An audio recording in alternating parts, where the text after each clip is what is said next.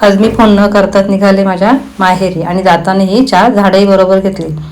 तर आज फोन काही घरी मी केला नव्हता, तरी त्या पलटणला माझी चावल कशी लागली काही माहीत नाही. सगळेजण माझी वाट बघत होते. म्हणजे गेले ना त्यांना बिस्किट न्यावीच लागतात आणि पिल्लू अगदी शहाणा झालेला सगळ्यांना अगदीच खाऊन देत होता.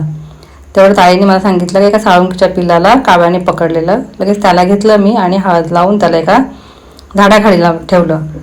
तर त्याच्या आईवडील ना त्याला खाद्य घेऊन येत होते. आपण जर कोणाला निस्वार्थीपणे मदत केली ना तर आपल्यालाही देव नक्कीच करतो.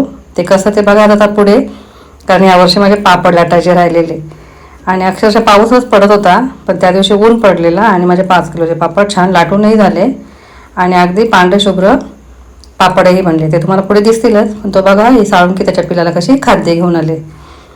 मग अशी असते आपल्याला देवाची मदत जर आपण एखाद्याला केली तर. मग आजचा व्हिडिओ तुम्हाला कसा वाटला ते मला नक्कीच कमेंट करून सांगा.